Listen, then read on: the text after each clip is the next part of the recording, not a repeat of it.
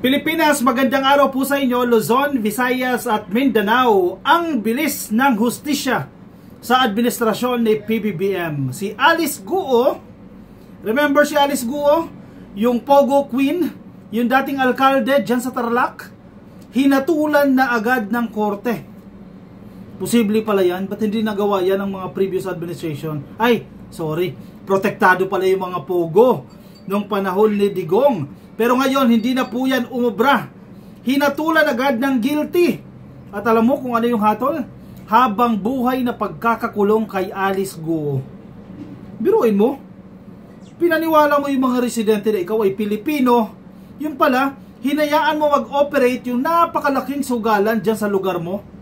Oy, congratulations ha! Sa sambayan ng Pilipino dahil napanagot natin itong mga sangkot sa Pogo na ginawang legal. Noong panahon ni Digong, napakarami pong mga krimen ang nangyari dahil po sa Pogo na yan. Naku, ano kayo sasabihin ng mga DDS dyan? Malamang ipagtatanggol nila itong si Alice Guo. You know? Magagalit ang mga DDS niya kasi natulan ng guilty si Alice Guo. Protektado nila tong Pogo eh. O ito pa ha, may nakarating pa sa atin, no? May mga involved daw po sa Pogo. Wala, natumba na. Wait lang ha.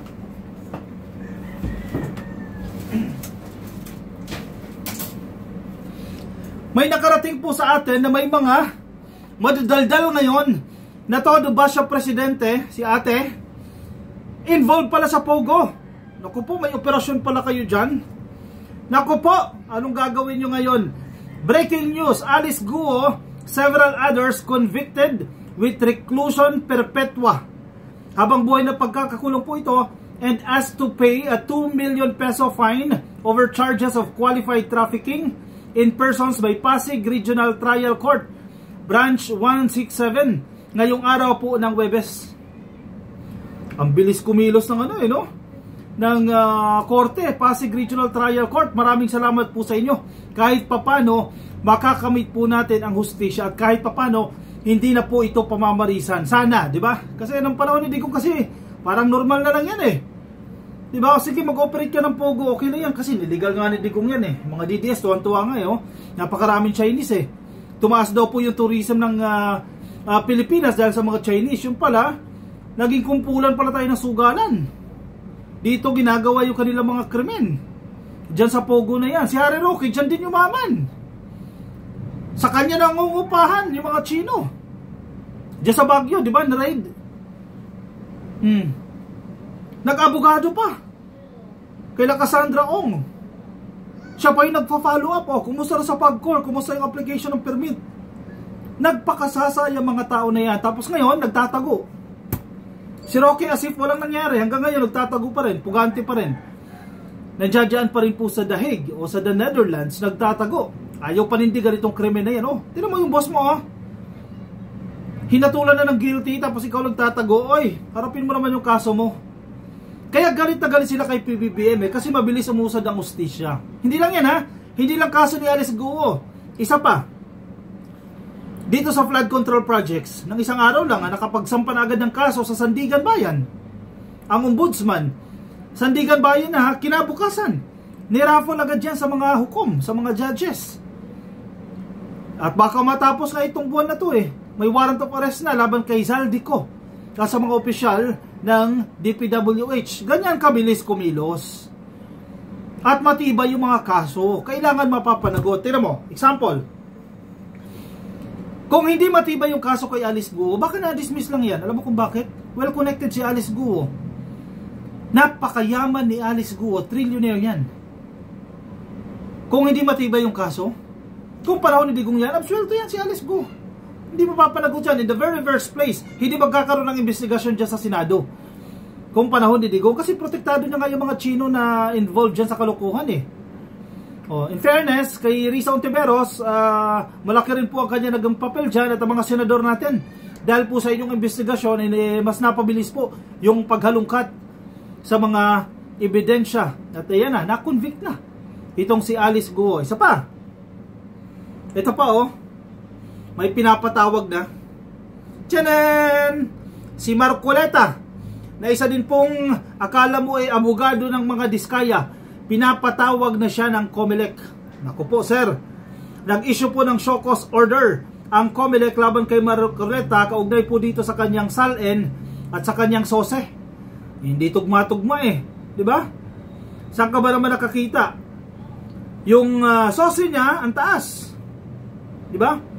Yung contribution, yung mga nag-donate sa kanya ng eleksyon, napakataas. Hindi pala, nag-donate. Wala nag-donate kanya. So, ang assumption, pera niya lahat yan. Tapos, nag-declare ng kanyang SALN, ang baba lang pala ng assets niya. So, ang tanong ng taong bayan, paano mo na-afford yung ganyang eleksyon without the help of donors? Tapos, ganito lang pala yung assets mo. Now, magpaliwanag ka. The Commission on Elections, or COMELEC, is preparing to issue a show cause order against Senator Rodante Marcoleta over alleged discrepancies in his statement of assets, liabilities, and net worth, o SALN, and statement of contributions and expenditures, o SOSE, from the 2025 elections. Ganito kasi yan, ka-coffee. After ng eleksyon, kinakailangan magpasa ng mga tumakbo. Regardless kung nanalo ka o hindi ka nanalo, kailangan mong magpasa ng iyong SOSE, o yung tinatawag nating statement of contributions and expenditures. Diyan sa SOSE na yan, ilalagay mo dyan sino yung mga nagbigay sa'yo. Halimbawa, si Diskaya nagbigay sa'yo ng 50 million. You have to declare na 50 million ang binigay niya. Si Pedro nagbigay ng 1 million. You have to declare. At the same time, ilalagay mo rin dyan yung expenses mo. Magkano nagastos mo sa TV advertisement? Kasi may limit yan. Tinitingnan ng COMELEC yan. Kasi may amount lang yan per voter na pwede mong gastusin. May limitasyon po yan. Magkano nagastos mo sa radio advertisements? Magkano nagastos mo sa printing ng mga tarpaulins? Etc. Malinaw po dapat sa SOSE yan. Again, manalo ka man o matalo, you have to declare everything. Si Marcoleta, sabi niya, wala nag-donate sa kanya. Solo niyang pera. 100 million plus yung nagastos niya, ha? Maliit lang yung 100 million kasi yung mga kandidato, lalo na kapag ka-senador, usually billions po yan. 1.5, 2 billion, ganyan po ang gastusan. Imagine ha, ganyan kararami pera ng mga politiko Alam mo kung saan galing Ito kay Marcoleta, parang 120 lang ata ito 121 if I'm not mistaken. Mamaya check natin, no? COMELEC Chairman George Garcia said the order will give Marcoleta the venue to clarify questions raised on the reported inconsistencies. Anong ibig sabihin? Linawin mo, Marcoleta, ang hindi nagkakatugma-tugmang SALN at SOSE mo. Diba? Now, dyan ka magpaliwanag sa COMELEC. Hindi dyan sa rally ng iglesia. Naginamit mo yung rally ng iglesia, kaya marami nagalit ng mga iglesia mismo. Kasi ginawang political yung rally na yan. Para sa katiwasayan ng lahat, at para magkaroon ng complete transparency. Again, yan ang panawagan ninyo, ha? Transparency. Binigay ng COMELEC ang hinihingi ninyo transparency. Para magkaroon po ng complete transparency and accountability. Again, ano gusto niya nga ulit sa rally? Transparency and accountability. Ayan, hiningi po ng COMELEC yan. Ibibigay po sa inyo yan. Gagawin po namin yon, sabi ni Garcia. He said that the directive will be released in the coming days. He added that while Marcoleta has previously explained that figures in his filings, the poll body needs him to account for the source of the reported campaign expenses in line with the Section 99 of the Omnibus Election Code. Yan tayo Pagpabor sa inyo, transparency and accountability. Kapag hindi pabor sa inyo, hindi kayo magde-demand ng transparency and accountability. Now, singilin ninyo yan. Singilin ninyo si Marcoleta. Maging transparent si Marcoleta. Maging accountable siya dito sa kanyang expenses na yan. Wait lang, hinahanap ko yung exact amount no? Nakakaloka ito Ganito lang pala yung assets. Tapos ganito yung SOSE lang. Ganito yung expenses niya. Wait lang, hinahanap ko po ha.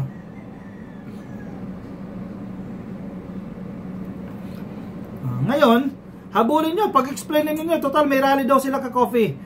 May rally sila sa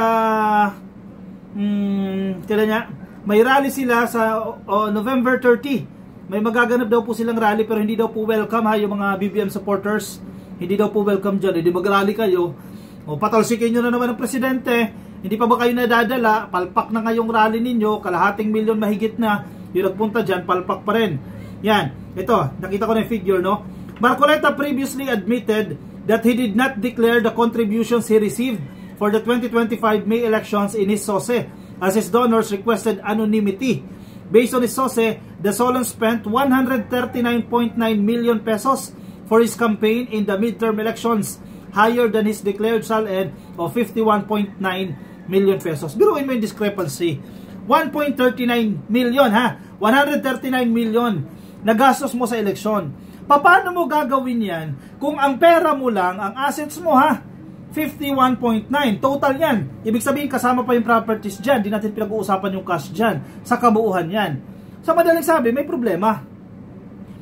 Gagastos ka ng 139, tapos ang pera mo 51 lang. Paano nangyari yan? Una, nagsinungaling siya sa kanyang SOSE. Labag sa batas yan, Election Omnibus Code. Diba, kinakailangan yung ilagay dyan kung sino yung mga donor. Diyan niya napahamak si Chise dahil tumanggap ng donasyon mula sa kontraktor ng gobyerno, which is bawal din. Bakit hindi dineclare ni Marcoleta? O, nagsinungaling siya dyan. Asan ang accountability dyan? Asan ang transparency dyan? Did he apologize? Nagsorry ba siya? Wala. O, paliwanag nyo yan. O, yung sala niya, 51. Hindi niya kasi in-expect na gagawing bukas sa publiko ang SALN. Recently lang naman yan eh. Nung si Ombudsman Rimulya lang umupo dyan, binuksan niya sa publiko yung SALN ng mga politiko. O, hindi niya in-expect na machi-check yung kanyang SALN at mapagbabangga doon sa kanyang SOSE. O, asan ang ano dyan? Transparency. Asan ang accountability dyan? Niloko nila naman ang taong bayan. Mga DDS, naniwala na naman. Ang galing-galing ni Marcoleta. Niloko kayo, oh. Nasa Omnibus Election Code, Section 99, na dapat, mga kandidato, dapat mag-report sa atin, lalo na yung mga binigay at gastos noong panahon ng campaign period. Again, Marcoleta, just a reminder, nasa Election Omnibus Code, o Omnibus Election Code, Section 99, mga DDS, reviewin ninyo yan. Ilagay nyo dyan kung sino nagbigay sa inyo. So kung hindi kayo naglagay kung sino nagbigay, ang assumption dyan, pera mo yung ginastos mo. Marcoleta, anyari dyan. Maganda talaga magkaroon ng paliwanagan. Kung may ganong controversy, dapat malaman din natin. Sabi po ng COMELEC. Dapat lang. Deserve ng taong bayan, malaman yan. Niloloko nyo ang taong bayan. Tapos gusto nyo ng accountability, gusto nyo ng transparency. Ayaw nyong habulin yan kay Marcoleta. O, magpaliwanag siya ngayon sa COMELEC. Alam mo, sinasabi ng mga dilis ngayon, political persecution na naman. Ginigipit na naman daw po yung mga critical sa gobyerno. Critical sila kay PBBM, kaya ginigipit na naman daw. Excuse me. Accountability ka mo. Transparency ka mo, yan na hinihingi ninyo. Magpaliwanag kayo. Sa mga excited, na wala daw nakukulong, wala nakakasuhan, ayan na, maghintay din kayo. Ipapatawag din kayo tulad ng pagpapatawag kay Marcoleta. Si Alice Guo nahatulan na agad. Yung mga senador dyan, ako mai-issue na ng warrant yan. O siya, sige, i-komento ang inyong opinion, reaction dyan sa comment section para mabasa po ng iba natin mga ka-coffee. Yung mga nasa Facebook, please like and follow. Yung mga nasa YouTube, subscribe po kayo. Yung mga nasa TikTok, subscribe na rin po kayo at magkita-kita tayo ka-coffee sa aking susunod na episode. Paalam po sa inyo, bye-bye.